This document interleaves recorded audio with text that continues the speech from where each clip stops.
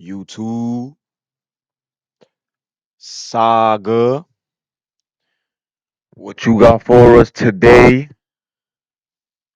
I got a hat on. My fade is fucking up. My lineup. Oh, I'm cursing already. 15 seconds. Oh, I can't be doing that. All right, whatever. We just going straight to the video. 10 WCW flops who proved everyone wrong, bro. These are all the bros who proved everyone wrong, bro.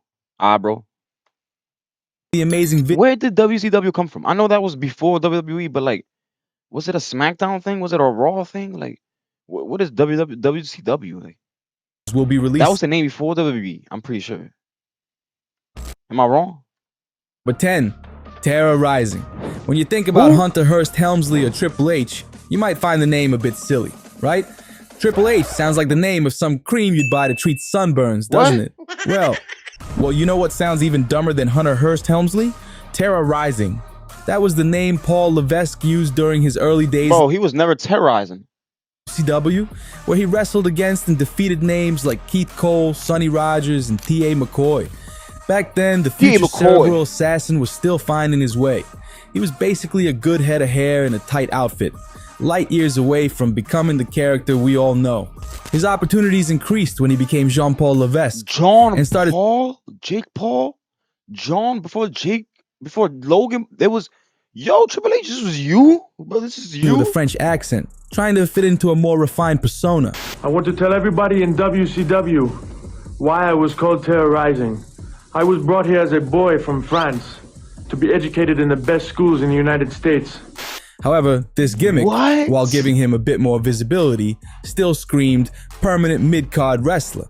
A potential partnership with Lord Steve Regal, as the Blue Bloods, had potential. But in the end, it was Regal who convinced Levesque that he needed to leave WCW and head to WWE. Oh, okay, I get it now. If he wanted to gain the experience necessary to truly hone his craft.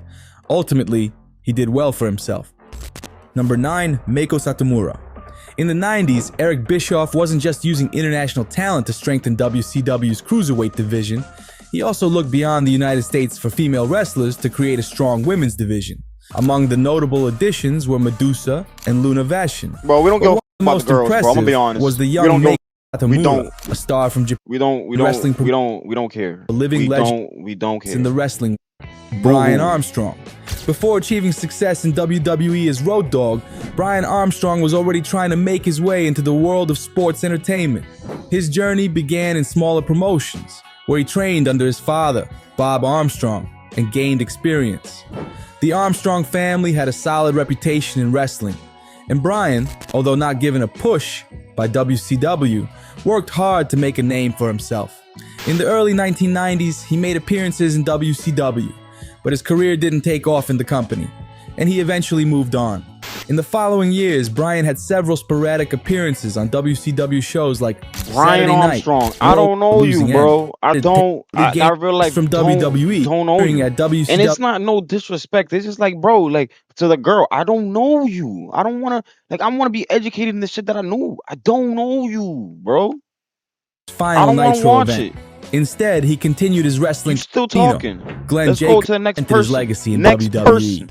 Number 7, Bruiser Mastino.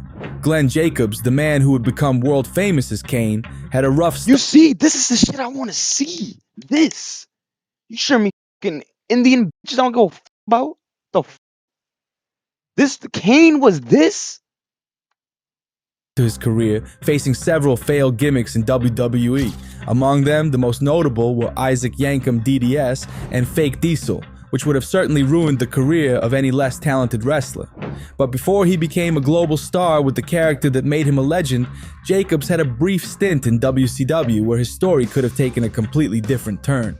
In a single appearance on WCW Saturday Night, several years before becoming the crazy dentist Isaac Yankem, Jacobs stepped into the ring as Bruiser Mastino. Bruiser Mastino. Name, which had previously been used by the wrestler Mike Halleck, aka Mantor, he stole the name. More like an attempt to fit Glenn into an eccentric persona than anything truly intimidating.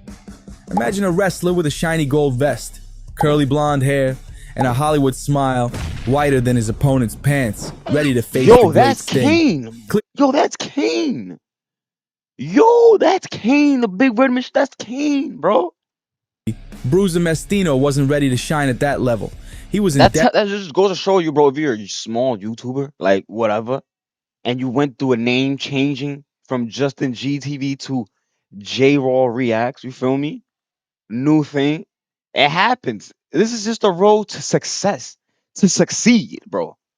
Need of much more training before becoming the true standout he would eventually become.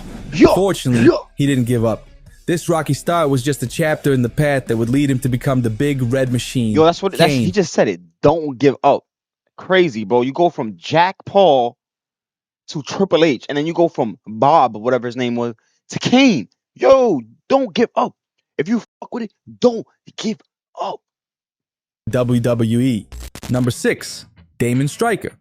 Adam Copeland, What? better known as Damon the legendary Stryker? Edge, had always had a deep passion for wrestling and dreamed of signing with WWE one day. However, before achieving superstardom in the world's largest wrestling organization, he had a rather peculiar experience with another industry giant, WCW. In his early days, still a young Canadian chasing his big break, Copeland made a brief appearance in WCW. He did not portray a character named Damon Stryker So or play the role WCW was before WWF. Am I right? bump dummy, but rather had a short stint in the company before making his big move to WWE. His main focus was always WWE, and he became a star there, as he had always Or dreamed was of. WCW there and the WWE was something different, and they was running at the same time? I think WCW fucking closed because of WWE. I don't He know. also shared his feelings about the WCW locker room. Hopefully that's a video Saga, my guy, is going to explain. 90s. He sensed a strange tension in the air, a bad vibe that suggested chaos and mismanagement were ruling the roost, with many people trying to steer things in the wrong direction. Despite all that, this experience only strengthened his resolve to achieve his ultimate dream, to make it to Vince McMahon's WWE. Number 5, Robbie V. Robbie Picture the V? Rob Van Dam we all know Rob today, Van the master Dam. of the Yo, 5-star this video frog is lit. splash. This video is lit. I fucking love this video. It's ready. It's fucking Stylish lit. beard, the unique wrestling gear, and the iconic thumbs gesture. But before he became the legend we all recognize, He was Robbie. Robbie V. Robbie V. Okay. Back in the 90s, You see, Rob that was Van like my Dam name, Justin G. You feel me? That's how I was feeling. Now I'm J-Raw. Reacts. W? Well, still finding his true style, tried his luck in WCW. Recruited by then figurehead Cowboy Bill Watts, Robbie V was ready for a modest yo, rise. he looked like and he Triple H. started off strong. He won his TV matches with ease, defeating opponents like Scotty Flamingo, Pat Rose, and Shanghai Pierce. Of course, it wasn't anything that would have made him the next Ricky Steamboat or anything, but he had some potential. Things seemed to be going well for the young talent, but Robbie V's fate took a turn after a tour with All Japan. When Van Dam returned to WCW, Watts had been replaced by Ollie Anderson, who was not as enthusiastic about the Robbie V character. With little hope in WCW and a far more attractive offer on the other side of the world, Rob Van Dam made the decision that would push him towards stardom. He knew he could make much more money, around $2,000 a week, in All Japan, a That's significant bank. upgrade 2K a week? That's lit. previous earnings. 2K a week for you to scrub a toilet. Would you do it? $2,000 a week. Would you scrub someone's toilet?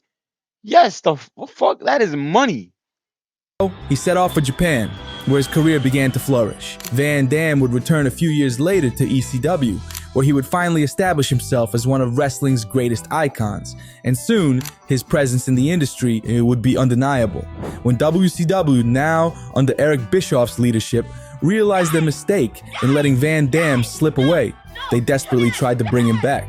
But by then, his journey to Japan the hell and was that? ECW had already shaped Rob Van Dam into one of the biggest names in modern wrestling. WWE Number and 4, ECW champion? Dave Heath.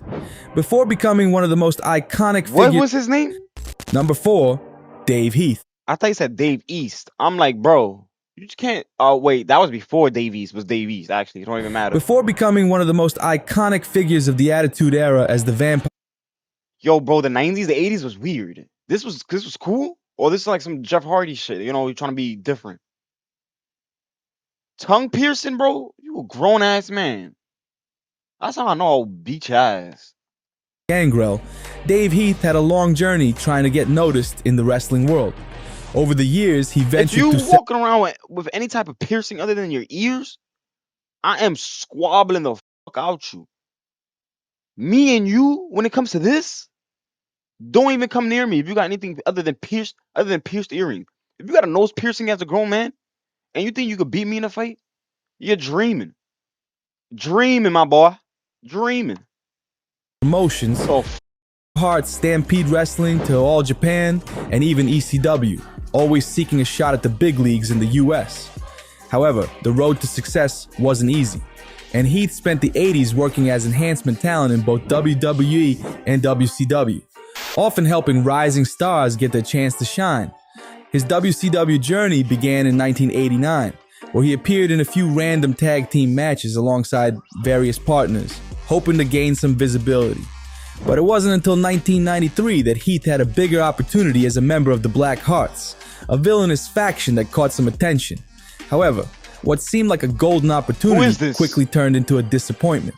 Heath was offered a full-time contract, but he turned it down after WCW's famous power plant trainers called him fat. And who would have thought? Vampires have feelings too, right?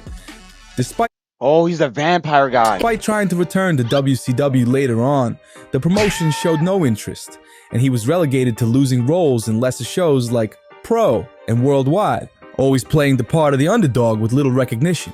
Heath's time in WCW continued frustratingly for nearly a decade, but he didn't give up. After a year of putting over names like Rey Mysterio, Chris Jericho, Dean Malenko, and the Public Enemy, he was washed away. Finally smiled on him. Gangrel, his vampiric alter ego, emerged on WWE TV, turning Dave Heath into one of the most distinctive and memorable characters of the 90s wrestling era. Number 3. But what was his name? What's his name? Dave East? Dave East? Was he Dave East or was he the vampire guy? Richards. Before becoming one of ECW's biggest stars, Rhino, the fierce man-beast, had a long and tough road. When he first started his journey, no one could have imagined he would rise to become the final ECW champion before Paul Heyman's promotion came to an end. With his imposing presence and in-ring abilities, Rhino quickly became a force to be reckoned with in Philadelphia, dominating his way through the roster and leaving a trail of destruction. However, this meteoric rise didn't happen overnight. Years before, Rhino, still known as... I don't know who that is. And what comes next is bound to shock you. Number 2, Kip Montana. Billy Gunn, one of WWE's biggest names, seemingly appeared out of nowhere during the New Generation era, when he debuted in the tag team Smoking Guns, alongside his brother Bart. Although Gunn became a household name, many may not know that he wasn't a seasoned veteran or a major figure in independent promotions. In fact, he already had some ring experience, including a brief stint in Hold on, it's Saga. Did your voice change, Saga? Your voice changed, bro. This is not the regular narrating voice that I always hear.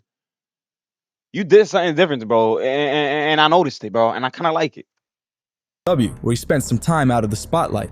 Before becoming a wrestling star, Kip Sop, Gunn's real name, was touring as a professional cowboy. However, deep down, he knew the rodeos wouldn't be enough for what he truly wanted. What could be worse on my body than this? He thought. So, he decided to swap the rodeo arena for a wrestling ring. His rodeo cowboy name was, of course, a cliche, Kip Montana. He made his debut in WCW in 1989, facing big names like Sting and the Road Warriors on the WCW Pro Show. If you were watching at the time, you probably wouldn't have guessed that Kip Montana and Sting would still be active on TBS over 30 years later.